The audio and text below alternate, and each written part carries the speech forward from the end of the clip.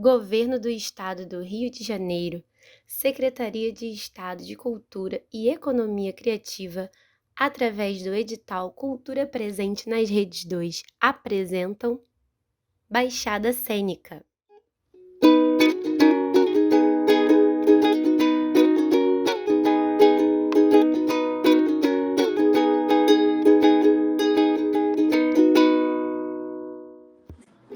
Então, estamos no episódio 1 do podcast Baixada Cênica, entrevistando a Fernanda Cunha.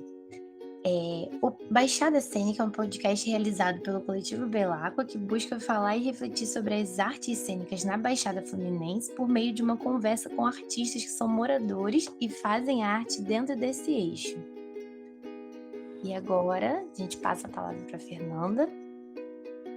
Oi, gente, eu sou a Fernanda Cunha, eu sou artista da Baixada Fluminense, eu tenho uma carreira aí que já rola há 10 anos.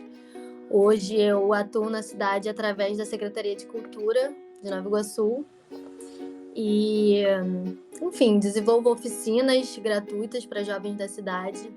Também tenho outros trabalhos à parte, como faço parte da companhia Vlelarte na cidade. E tô sempre tocando alguns projetos por aí. Então, Fernanda, você falou que já está há 10 anos atuando no teatro. Conta pra gente um pouco mais da sua história com o teatro, como começou e como surgiu esse interesse. Cara, minha história com o teatro começou assim nas raízes de Nova Iguaçu mesmo. A gente tem um projeto que ainda roda hoje, chama Projeto Nós da Arte. É uma iniciativa de 2 artistas da cidade também, Pedro Colombo e Andréia Furtado. E há 10 anos atrás eles tinham esse projeto, que é um projeto gratuito. Então eu sempre passei por esses acessos que a cidade nos traz, né? Antes da pandemia, esse projeto ele também era tocado ali no Complexo Cultural de Nova Iguaçu, no Teatro Silvio Monteiro. Então eu sempre passei por esses acessos porque eu realmente não tinha acesso. Depois eu passei pela Escola Livre Fama, que também é uma escola bem conhecida aqui na cidade. Sempre como aluna, assim, nunca tive uma virada de chave. E eu acho que profissionalmente, eu tenho 10 anos de carreira, mas profissionalmente a minha virada de chave começou em 2018. Eu entrei no curso de produção cultural, né? Como qualquer jovem, a gente termina a escola e a gente se vê tendo que decidir o nosso futuro. Eu sabia que eu queria um futuro artístico. E falando de Baixada e possibilidades que a gente tem, o IFRJ, que fica em Nilópolis, era o mais próximo do que eu já fazia a minha vida inteira, que era o teatro. Aí eu entrei no curso de produção cultural. Não rolou por N motivos. Eu acho que tem uma questão muito grande nos cursos artísticos. Era um curso integral e eu não consegui trabalhar. Eu, enfim, sempre precisei correr atrás para me manter, para ajudar minha família. Acho que por isso que esses acessos, como o Projeto Nós da Arte e a Escola Livre Fama, que apesar de ser paga era um valor social, foram muito importantes, porque eles me possibilitaram nunca parar de fazer teatro. Se não fosse eles, eu realmente não sei como é que eu faria. E aí, por todas essas questões de precisar trabalhar, eu saí do curso de produção cultural. E acaba que a produção ela é muito importante, mas para o que eu faço hoje, eu não era a coisa ideal para eu estar estudando, entendeu? E aí eu precisei sair. É um curso que eu tenho muito carinho, tenho muita vontade de voltar. Eu acho que eu não tenho mais a possibilidade. Acho que eu perdi a minha matrícula, inclusive. Mas é um curso incrível, ele é muito rico, sabe? Eu, em pouco tempo, aprendi muita coisa lá, conheci muita gente incrível. Rolou uma virada de chave em 2018. Eu acho que eu nunca falei isso com ninguém, mas eu conheci o Almir lá, que ele fazia teatro. Só que assim, ele era muito ativo. Eu lembro de ter semanas que ele faltava à faculdade para fazer temporada em outros lugares, e a gente via as fotos. E isso me deu um gás, sabe, para entrar profissionalmente. A gente acabou perdendo ele no meio do período, mas ele foi uma passagem, assim, incrível. Eu tenho certeza que na vida de todo mundo. Não sei se... Acho que eu não falei pra ninguém o tanto que ele foi importante pra mim, pro meu processo de tentar me profissionalizar e correr atrás. De trabalhar com arte mesmo, né? Porque a gente sabe que trabalhar com arte é totalmente utópico. E em 2018 mesmo eu saí de Procult e entrei num curso chamado Vila Arte Produções, que fica aqui em Nova Iguaçu. Eu parei de estudar, parei de fazer faculdade, só estava trabalhando, mas estava fazendo curso ali uma vez na semana, um curso livre. Esse era um curso pago, ainda era um valor social para o que a gente tem na cidade, mas é um curso privado, assim, uma iniciativa privada aqui da cidade, mas que também faz muito pela cidade. E aí eu não parei mais, assim, eu fui me destacando enquanto aluna e no segundo ano eu já comecei a trabalhar lá nas produções, nos eventos, já comecei a fazer parte da companhia profissional e uma coisa levou a outra. Através do trabalho lá na Vila Arte eu conheci o Augusto e aí ele me chamou para trabalhar na secretaria, para desenvolver o projeto de tocar oficinas nas praças céus que a gente tem aqui em Nova Iguaçu, que são praças onde foram instalados teatros, que tem toda a estrutura que o Silvio Monteiro tem, por exemplo, que até então era o nosso único teatro. Recentemente inaugurou um novo, mas a iniciativa privada é mais difícil o acesso. E aí a gente tem esses 2 teatros, um fica em Nova Era e outro fica em Jardim Paraíso, que é quase quilômetro 32. Aí eu toco um projeto de oficina lá, de teatro livre, pra galera da região, que é uma galera que não tem acesso ao centro. Eu moro no centro de Nova Iguaçu, eu saio daqui, eu demoro 1 hora para chegar lá. Então, assim, é uma viagem. Apesar de ser Nova Iguaçu, é bem longe. Então, acho que é isso, assim, uma coisa foi levando a outra. Hoje eu tenho essas 2 funções, acumulo essas 2 funções. Dou aula na Secretaria de Cultura e trabalho na produção da Vila Arte, na parte de figurino também. E faço parte de uma companhia profissional também, que não deixa de ser uma função. Apesar de, às vezes, não gerar receita, é uma função, porque a gente sabe que é difícil, o famoso cachê. Mas é isso, assim, minha virada de chave foi 2018. Foi aí que eu comecei, de fato, a me movimentar e trabalhar artisticamente. E é meio utópico, né? Pensar que hoje eu vivo só de arte, eu vivo só do teatro. Preciso de 2 empregos para viver ali aceitável, mas vivo só de arte, que é uma coisa utópica para muita gente. Certo, Fernanda. Vamos dar continuidade às perguntas aqui. E aí, ia pedir para você explicar para a gente como surgiu o Coletivo Vênus. Ai, que legal! Vocês... Nossa, fiquei até emocionada. Pesquisou, amei! Então, quando eu comecei a trabalhar, a gente tem muita isso de... É utópico, né, trabalhar com arte, mas acabou que em um determinado momento eu me perdi e virou só trabalho.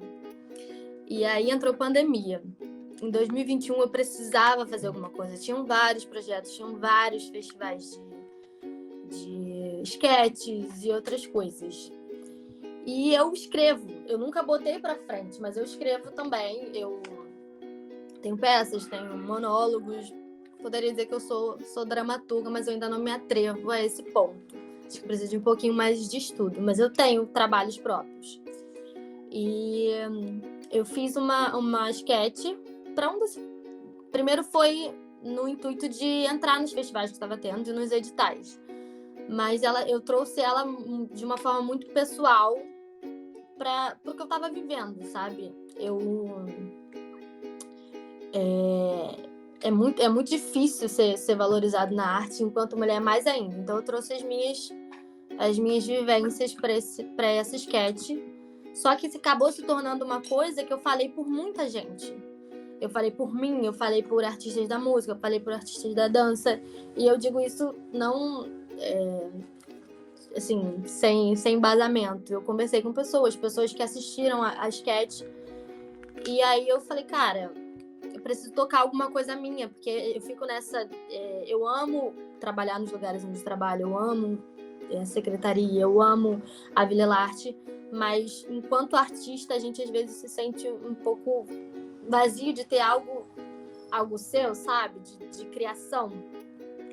E aí acabou se tornando um coletivo, assim. Eu trouxe meninas que cantavam, meninas que escreviam. Tô para tocar ali novamente. A Letícia falou lá do post que eu fiz recentemente, que novamente eu entrei nesse estado de introspecção, de pensar que eu preciso estar em movimento enquanto artista. Às vezes é uma autocobrança excessiva, às vezes é. Mas às vezes também é um desejo que, não sendo excessivo, acho que nada em excesso é bom, me faz muito bem, porque é isso que me faz vibrar, sabe? Eu trabalho com o que eu amo, só que às vezes eu só trabalho.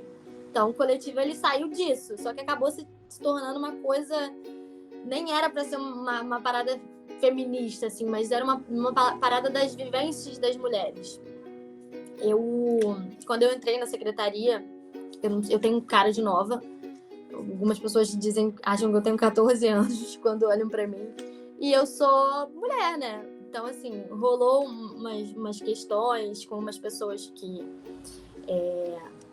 acaba que trabalhar no governo é uma coisa que você precisa fazer contatos, você precisa ter uma politicagem maior, você precisa conversar. Então, eu ia a lugares, conversava com pessoas e falava, não, mas foi a secretaria mesmo que te mandou, sabe?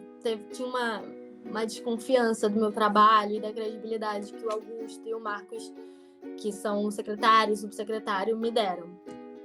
Então, veio de tudo isso, de toda a minha vivência.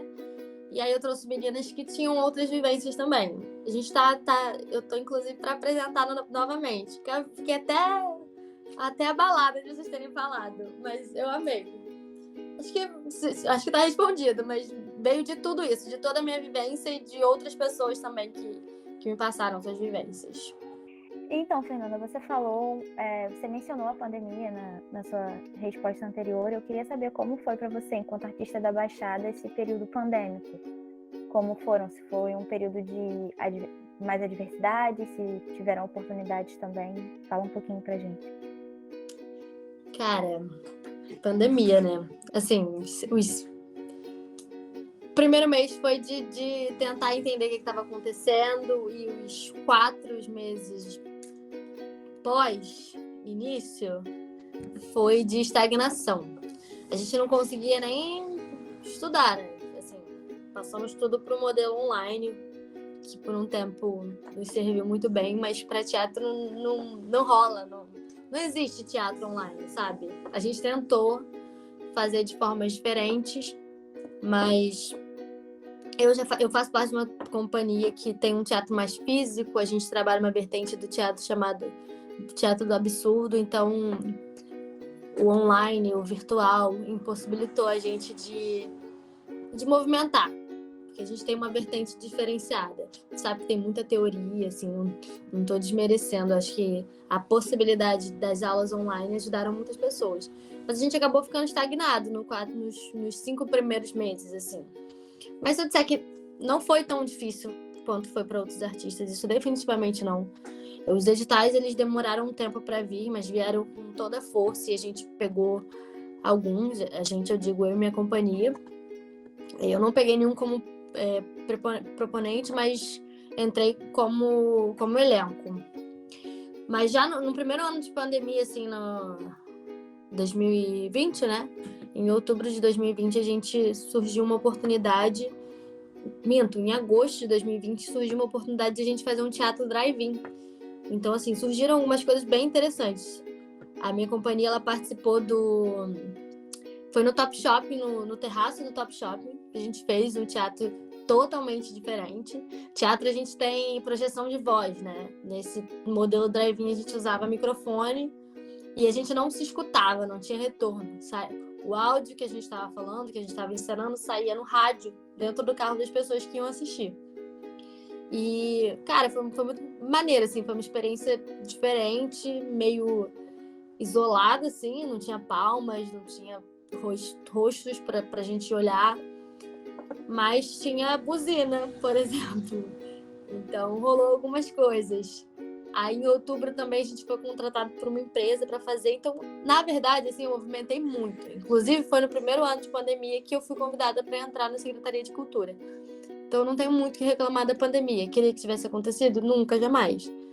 Mas foi um ano, assim, bom artisticamente. Acho que a gente entrou num estágio de calamidade pública que artista já vive esse estado sempre, então a gente precisou se reinventar ainda mais. Surgiu a oportunidade de drive-in, nem todos foram flores, assim. O drive-in, por exemplo, a gente foi contratado para um mês, e eu não sei dizer se foi a empresa do Top Shopping, mas assim, fomos contratados para um mês e apresentamos 2 semanas, e ainda teve uma discussão acerca do valor, porque queriam diminuir o valor. Não teve um alcance tão grande de público, não sei se por conta do valor que eles estavam cobrando, mas a produção não ficou a cargo nosso. E depois a gente foi contratada, mas assim, mais iniciativa privada, assim. E os editais, né, que vieram por essa data, pelo final do ano, que começaram a acontecer. Antes era mais um burburinho. Então isso ajudou a gente a se manter.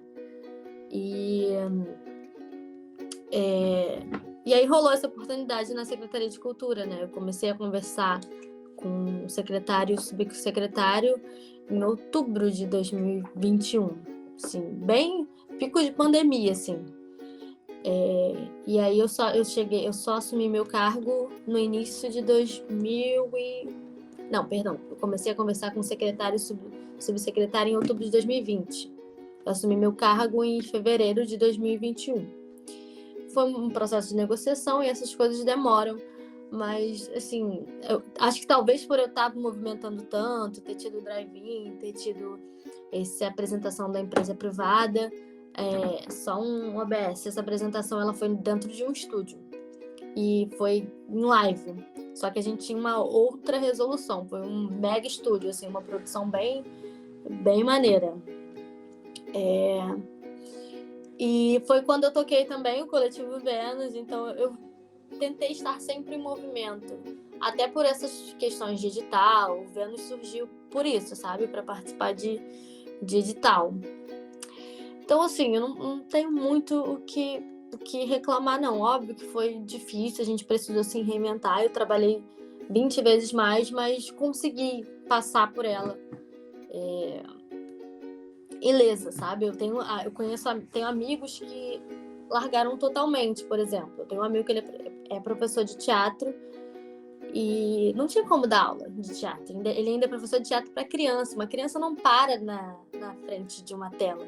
A gente converteu as aulas para online, mas as crianças é outra parada, outra pegada. Então, assim, ele precisou fazer 1 milhão de coisas para sobreviver na pandemia. E é um artista, assim, um artista da cidade, um artista circense, um artista completamente múltiplo, que se tornou mais múltiplo ainda, porque precisou trabalhar em padaria, entregador, para sobreviver. Mas acho que é isso, assim, eu passei pela pandemia ilesa, no mais. Então, Fernanda, você explicou pra gente a questão da pandemia. E agora eu vou perguntar para você qual a sua visão sobre as artes cênicas dentro do contexto da Baixada Fluminense.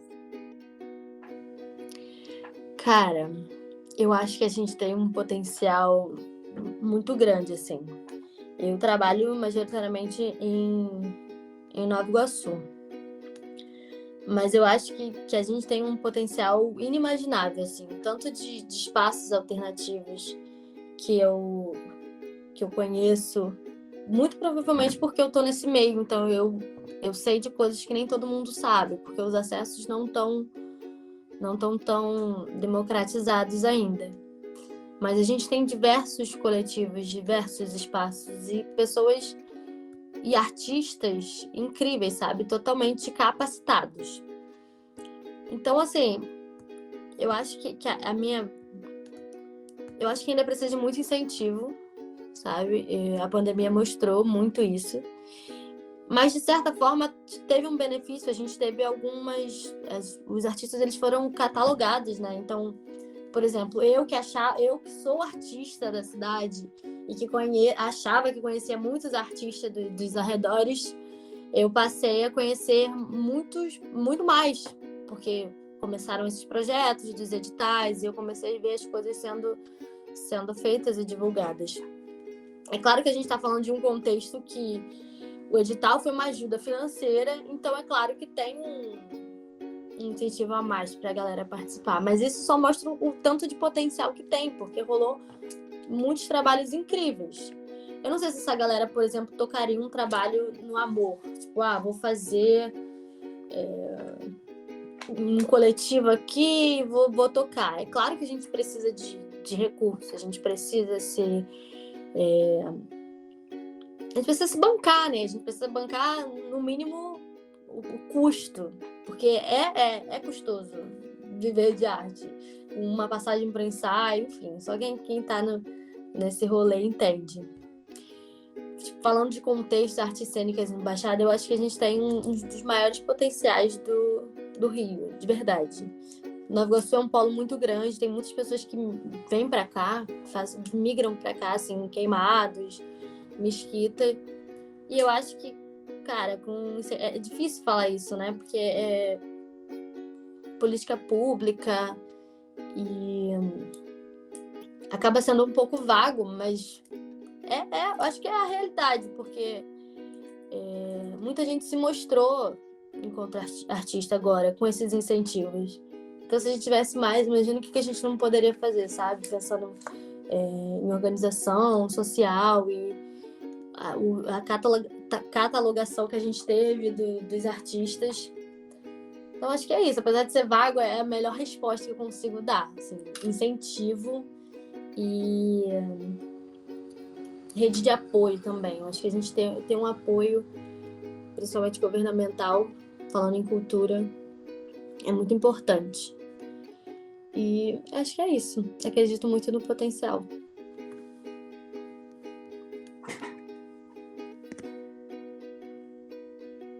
Então, você falou bastante da cena cultural da Baixada e de como essa possibilidade de catalogar ampliou os seus horizontes, mesmo você já conhecendo muita gente.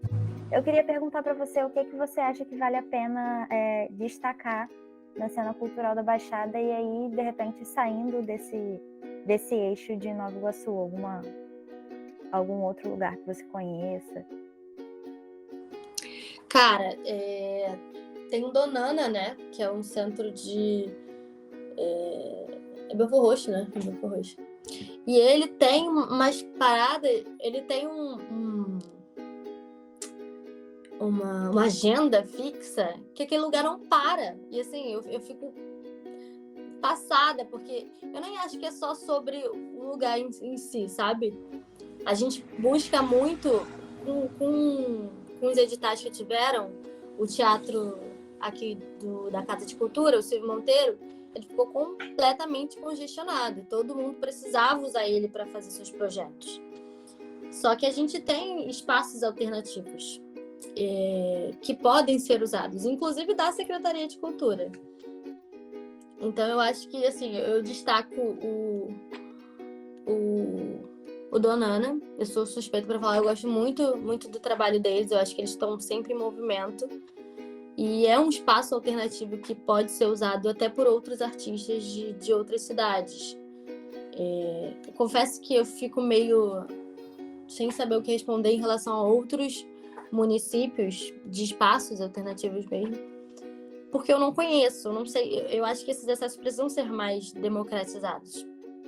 Eu conheci muitos artistas, mas espaços para esses artistas se mostrarem, eu ainda acho que tem falta. E Belford Roxo tem isso, né? Tem o Donana, que ele é muito, muito presente lá, que, querendo ou não, traz a galera à tona e movimenta muita gente de outros municípios. Eu conheço muita gente daqui que vai para lá, se desloca, não é pertinho, se desloca para ir assistir. Então, eu acho que isso é muito, muito, muito massa, assim, muito legal. Então, Fernanda, como está sendo a rotina de volta às atividades, né, no contexto pós-pandêmico? O que você está fazendo agora? Explica pra gente. Então, eu acho que esse contexto pós-pandêmico para mim tá sendo tão assustador quanto. Porque eu dou aula e também trabalho na parte de produção e às vezes até de recepção de pais de alunos. Enfim, a gente, enquanto artista, faz tudo. O primeiro choque é que máscara, né? Muita gente parou de usar, mas tem muita gente usando. E pode, assim, eu sei que não tem a ver com o contexto artístico, mas eu acho que a arte, ela se trata de pessoas. Sexta-feira passada eu produzi um festival de música no Teatro Silvio Monteiro, dos alunos de música da Vila Larte Produções, onde eu trabalho. Foram, assim, mais de 20 alunos, a casa fechou em 120 pessoas, tinha muita gente. E eu acho que para produzir um evento desse tamanho, querendo ou não, é um evento grande, a gente tem que se atentar a muitas coisas. E teve esse choque um pouco de pessoas, máscara, a gente acaba negligenciando algumas coisas, né? Porque acho que todo mundo tá na mesma vibe. Então, assim, contexto pós-pandêmico em relação à procura artística, tá sendo ótimo. Artística não, artística, para estudar, assim. As oficinas que eu toco na Secretaria de Cultura estão rolando super bem. O curso privado onde eu trabalho também tá atraindo muitos alunos, mas a gente trabalhar com o público ainda é complicado, assim, a gente passa por algumas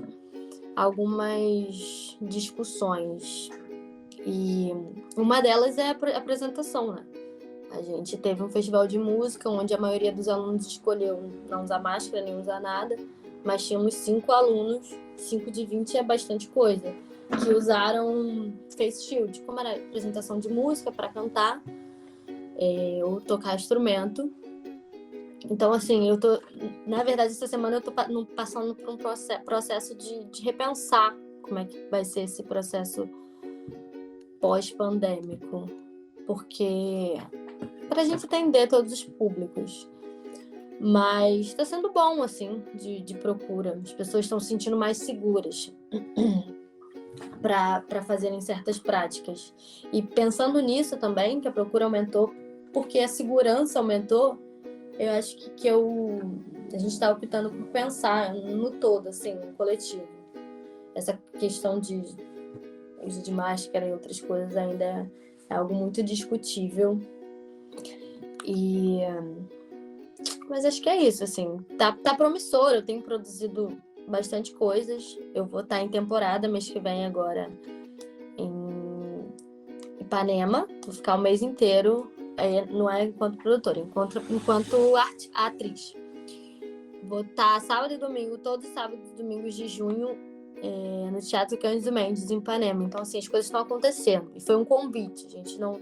Apesar de ser um teatro privado, a gente precisa pagar, geralmente, valor de bilheteria. Foi um convite. Então, isso significa que as coisas estão andando, né? E a gente falou muito de Baixada, mas agora que eu mencionei isso, às vezes é bom a gente expandir. Até para mostrar que na Baixada tem muita coisa, muito mais do que imagina. Tem muita questão dessa galera bairrista lá de baixo. E quando surgem essas oportunidades, a gente abraça. Mesmo que seja assim, estamos pagando para trabalhar em Ipanema, mas a gente quer, sabe, se mostrar enquanto artista. Então, Fernanda, o que você falaria para a galera que não sabe o quão vasta é essa cena cultural na Baixada? Cara, muitas coisas. Primeiro, para de olhar para si apenas, para o próprio umbigo. Mas, cara, eu acho que não sei, vir conhecer, sabe? Porque a gente tem tanta coisa, a gente tem tantas instituições tocando tantas coisas. Nova Iguaçu, a cena artística, né, das artes cênicas principalmente, que é a minha área, tem diversas panelinhas, digamos assim. Mas, cara, eu consigo admirar todos eles e consigo enxergar o potencial de trabalho, porque tem muito. Então, assim, tem vários grupos direto fazendo fazendo apresentações que a gente não fica sabendo. E acho que é isso, sabe? Tipo, vir conhecer, sabe? Dar uma oportunidade. Não tô nem falando de espetáculo, de apresentação, de algo grande. Eu acho que a gente se faz potencial no dia a dia, sabe? No dia a dia, numa correria, onde eu me desloco para um lado, me desloco para o outro, e dou uma oficina, e aí rola uma Feira Iguaçu, por exemplo, ou rola uma simples reunião na sede da Secretaria de Cultura, e todos os eventos, tudo que a gente vai tocando. O dia a dia, ele diz muito mais, sabe? Terça-feira tem oficina, tem 3 turmas gigantescas, terça-feira à noite, a noite inteira, acaba às 9 no Teatro Silvio Monteiro. Quarta, sexta, a gente tem oficina em 2 lugares incríveis em Nova Iguaçu, que são super longe, mas que vale muito a pena. Porque é isso, cara, acho que a gente se faz no dia a dia. O espetáculo, ele é a conclusão, né? Quando a gente vê o resultado do nosso trabalho. Mas a gente não pode viver só de espetáculo. O espetáculo é uma apresentação que às vezes a gente sai há 2, 3 meses. Então a gente se faz muito no dia a dia. Tem diversos espaços aí que abrem as portas para as pessoas conhecerem. A Vila Larte, onde eu trabalho, é por exemplo. A Secretaria de Cultura, o Complexo Cultural, que tem várias visitas técnicas. Então, eu acho que é isso, assim, tentar conhecer a gente, mas não conhecer um espetáculo que uma galera de Nova Iguaçu está levando para Ipanema. Porque acaba que a gente é de Nova Iguaçu, a gente está indo para Ipanema, a gente mostra o nosso trabalho, mas a gente está inserido no contexto deles, a gente está num teatro deles, a gente tem uma história deles. E vir para cá e entender o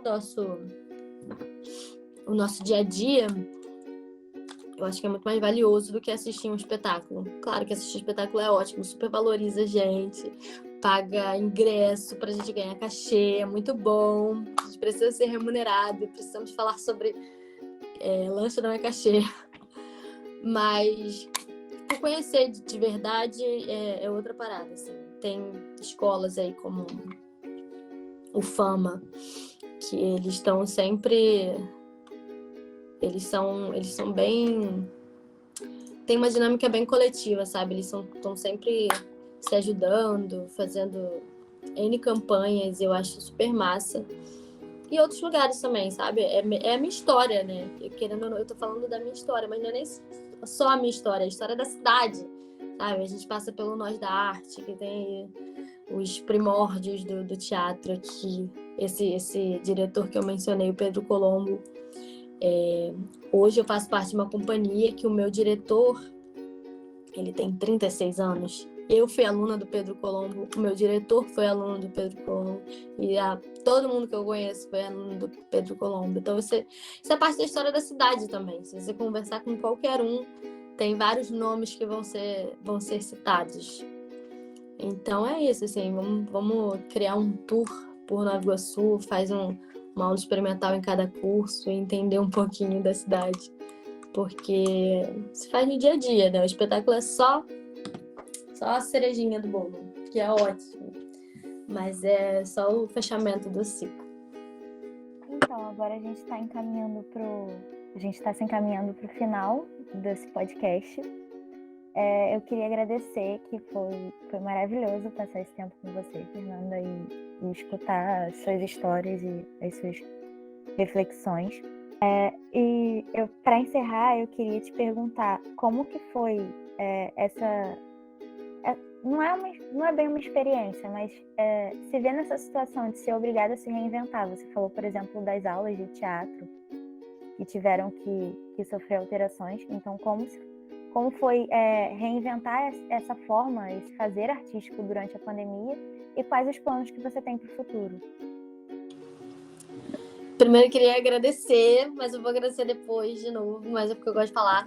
Foi muito bom, foi muito legal. Vocês tocaram em pontos incríveis. E, cara, eu acho que... Eu falei um pouco sobre... Eu sou uma pessoa muito inquieta, eu sou incomodada. Mas para mim, incomodada é o oposto de acomodado.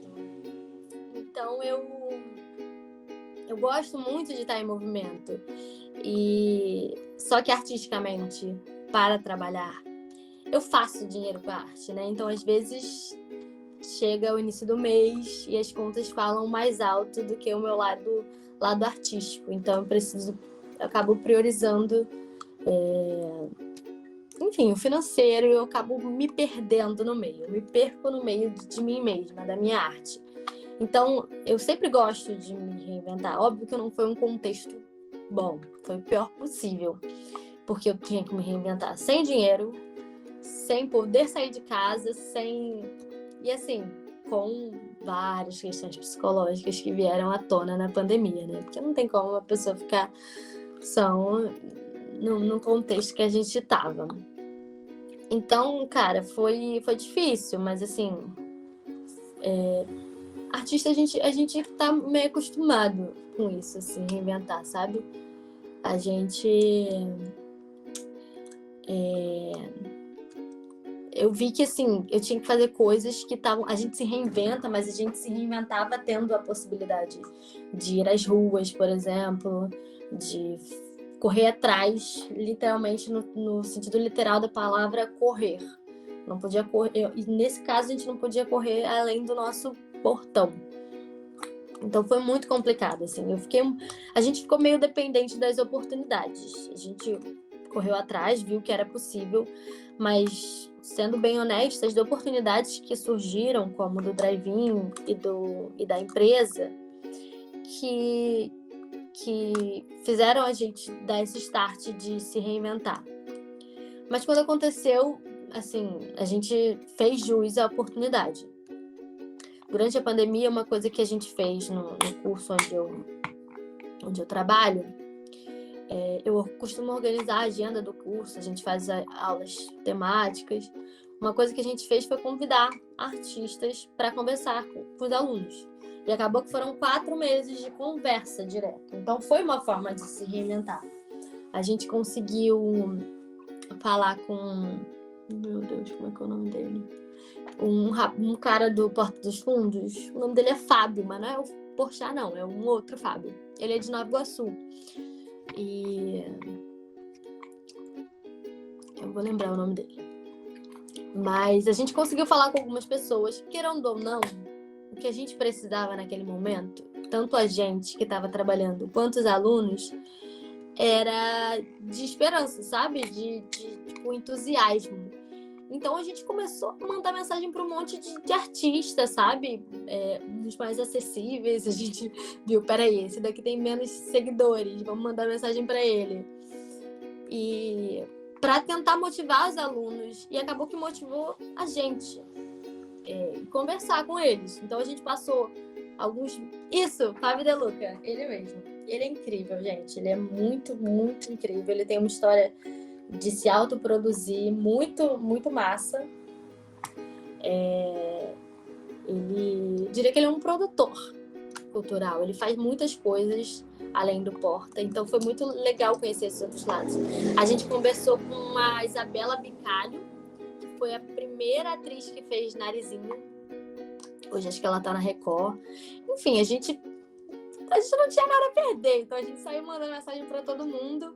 E isso deu um gás tão maneiro nos alunos. Tipo, quem tinha que permanecer com a gente, permaneceu, sabe? E deu gás na gente também. Era pra eles, mas, pô, eu fiquei toda boba, sabe? Vendo as histórias. A gente conversou com uma atriz, Ivy de Penha, que ela não é conhecida, não é famosa, mas ela é um patrimônio histórico de Caxias. Enfim, a gente trouxe várias pessoas para tentar inspirar. E acabou que a gente foi inspirado. E acho que foi essa forma que a gente encontrou de se reinventar, sabe? E o que eu espero pro futuro... Cara, que pergunta complexa. Eu espero muito. Espero muito, assim. Eu espero muito da cidade. Eu espero muito de mim também. Talvez até demais, diminuir as expectativas. Mas eu acho que a gente tem muito, muito potencial. Hoje eu estava no trabalho, eu acabei me atrasando porque Eu estava conversando com os alunos sobre umas coisas bem básicas que a gente tem no mercado de atuação. Hoje eu fiz um portfólio meu, renovei meu portfólio, e aí estava atualizando meu cadastro numa plataforma de elenco. E os alunos, eles não sabem o que é isso, eles não têm esses acessos. Eu estou falando aluno de turma adulta, não estou nem falando das crianças infanto-juvenil. Então eu percebo o quanto a gente ainda precisa democratizar muitas informações, porque aqui a gente que se auto-agencia para tudo, sabe? A gente que se autoproduz, a gente que faz tudo pela gente. Se não for a gente, ninguém.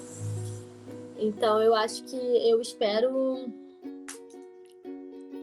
da cidade, eu espero que a gente consiga democratizar cada vez mais os acessos à arte e informação também, porque eu acho que às vezes falta um pouquinho de informação, assim, coisas bem básicas.